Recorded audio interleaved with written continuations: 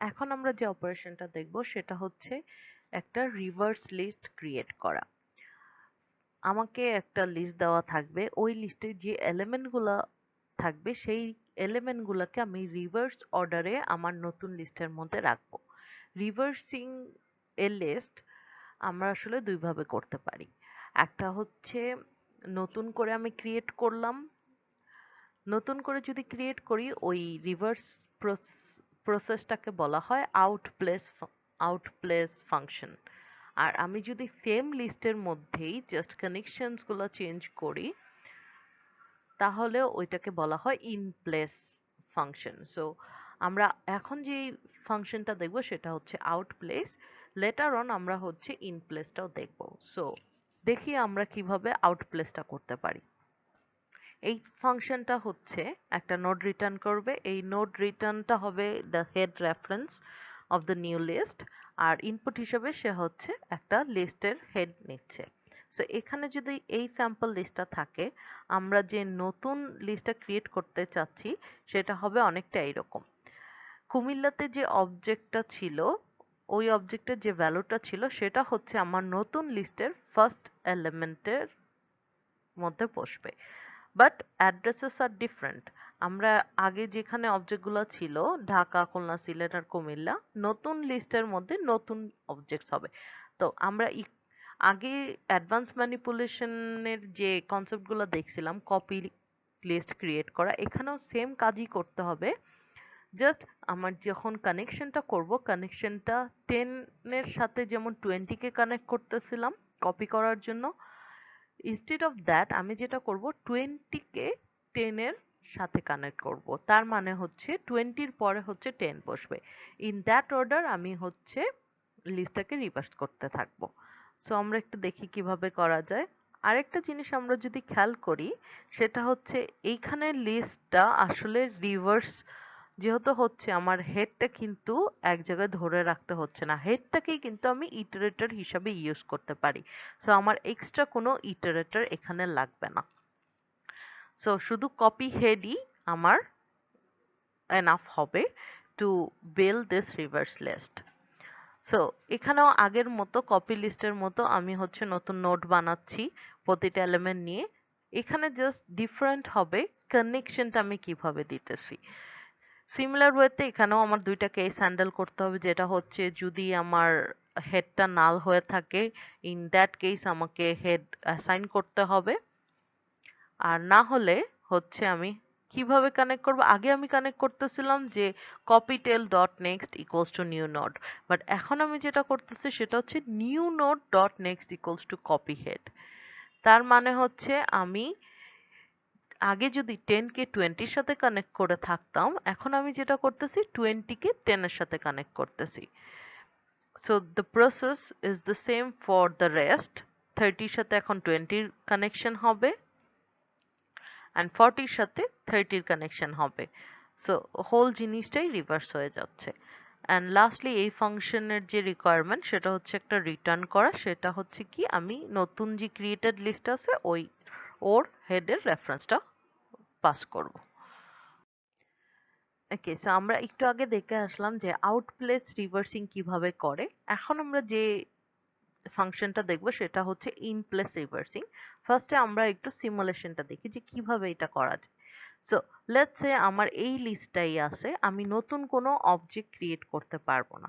So আমার এই লিস্টের মধ্যেই হচ্ছে লিঙ্কগুলোকে চেঞ্জ করতে হবে।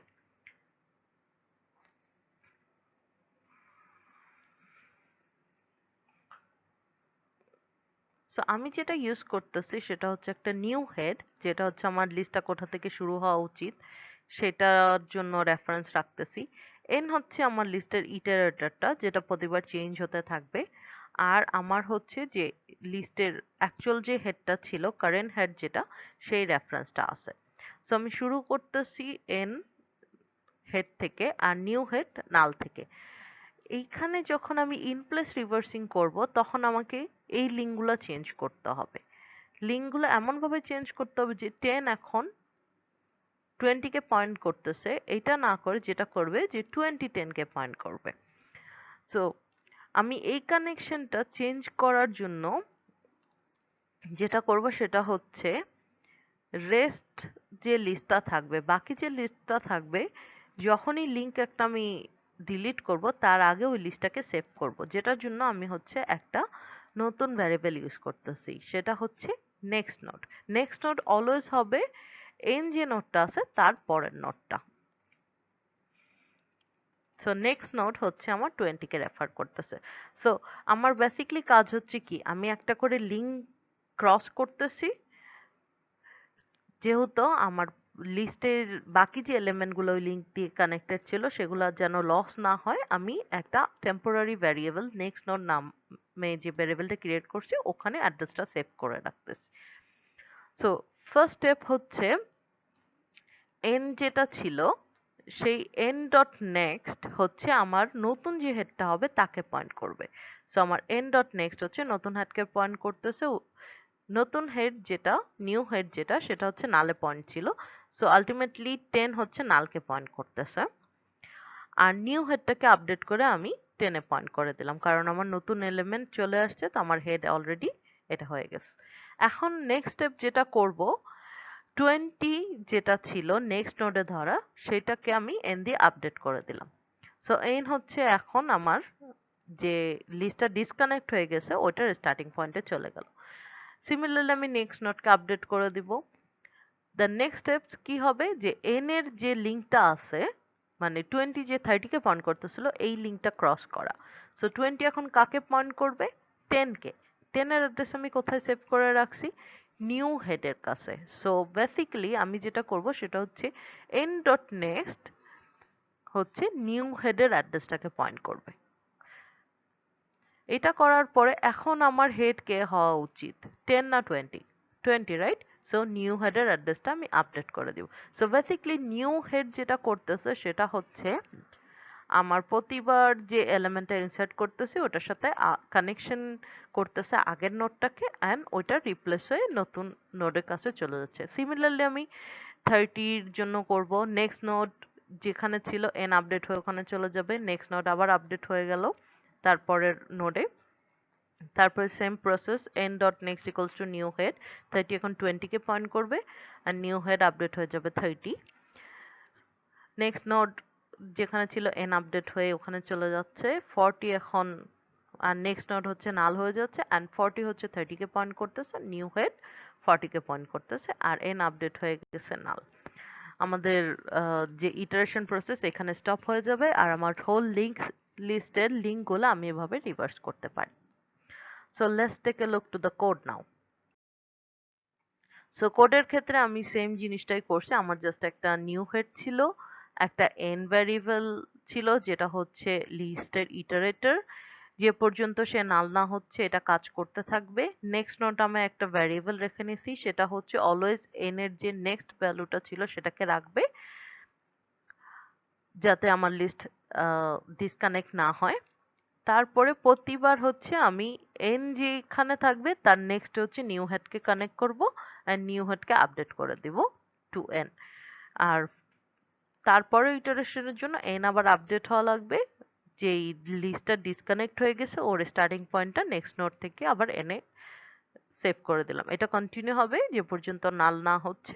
তারপরে হচ্ছে যখন লিস্টের সব লিঙ্ক কানেক্টেড হয়ে গেছে রিভার্স অর্ডারে, নতুন যে হেডটা আছে তার অ্যাড্রেসটাকে রিটার্ন করতে হবে।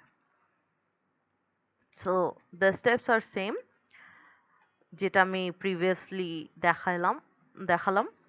এখন যেটা হচ্ছে আমার অ্যাড্রেসেস গুলো চেঞ্জ হচ্ছে না, আমার যে অবজেক্ট গুলো হচ্ছে সেগুলো সেম জায়গাতেই আছে, জাস্ট লিঙ্ক গুলোকে আমি চেঞ্জ করছি, আর লিস্টটা রিভার্সলি ক্রিয়েট হয়েছে। এটা হচ্ছে in place reversing method. Last যে অপারেশনটা আমরা দেখব সেটা হচ্ছে রোটেশন। একটা লিস্টকে আমরা দুইভাবে রোটেট করতে পারি, right rotation and left rotation. এখন আমি যেটা এক্সপ্লেইন করব সেটা হচ্ছে লেফট রোটেশন কিভাবে করা যায়, আর right রোটেশনটা you can do it by yourself. So let's see the left rotation. Process are the similar. আমাদের একটা লিস্টকে যদি আমি লেফটে রোটেট করি, লেটস সে এরকম যদি একটা লিস্ট হয়, তাহলে যেটা হবে আমার যে ভ্যালুগুলো ছিল সবগুলো এক ঘর করে লেফটে শিফট হবে আর ফার্স্টের যে ভ্যালুটা ছিল সেটা হচ্ছে লাস্টে অ্যাড হবে। সো বেসিক্যালি আমার লিস্টটা দাঁড়াবে অনেকটা 20, 30, 40, 10 নাল। ঠিক আছে, সো এটা করার জন্য আমি হচ্ছে একটা পয়েন্টার ইউজ করতেছি ওল্ড হেড, যেটা ইনিশিয়ালি হেডকে পয়েন্ট করবে। এইটা হচ্ছে জাস্ট লিস্ট ডিসকানেক্ট করার জন্য। নেক্সট স্টেপ হচ্ছে কি আমি হেড রেফারেন্সটা চেঞ্জ করে দিতে পারি। আমার এই লিস্টে যদি একবার লেফট রোটেট করি তাহলে হেড হওয়া উচিত 20, তার মানে হেডটাকে ট্রান্সফার করে আমি হেড ডট নেক্সট লিখলাম। আচ্ছা, এখন হচ্ছে আমি ডিসকানেকশন করব। কিভাবে করব? আমাকে বের করতে হবে আমার লাস্ট নোডটা কোথায় আছে। সো লাস্ট নোডটা বের করার জন্য আমার একটা ইটারেটর লাগবে, যেটা হচ্ছে আমার হেড থেকে শুরু করে নালের আগ পর্যন্ত যাবে। সো ওটার জন্য আমি হচ্ছে টেইল নামে একটা ভ্যারিয়েবল ইউজ করতেছি। সো যে পর্যন্ত নাকি নালের আগের এলিমেন্ট পর্যন্ত না যাচ্ছে লুপ ইটারেট হচ্ছে আর টেইলটা ইনক্রিমেন্ট হচ্ছে। সো ইনিশিয়ালি টেইল খুলনাতে ছিল, তারপরে সে সিলেট যাবে, তারপরে সে কুমিল্লে গিয়ে স্টপ হবে। সো যখন আমি লাস্ট ভ্যালিড এলিমেন্টটা পেয়ে যাচ্ছি, এর নেক্সট যে নাল ছিল সেটা নাল না হয়ে হচ্ছে আমার ফার্স্টের এলিমেন্টটা হবে। সো ফার্স্ট এলিমেন্টের অ্যাড্রেসটা আমি সেভ করে রাখতাম ওল্ড হেডে। সো টেইল ডট নেক্সটটা ওল্ড হেড করে দিব, তাহলে হচ্ছে আমার একটা লিঙ্ক হয়ে গেল। সো এইভাবে আমি রোটেশনটা কিন্তু করে ফেলছি, কিন্তু এখন আমার এই যে 10 থেকে 20 মানে ঢাকা থেকে খুলনার যে অ্যাড্রেসটা সেভ করা আছে এইটাকে নাল করতে হবে। সো ভেরি সিম্পল, আমি just old head dot next equals two নাল করে দেব।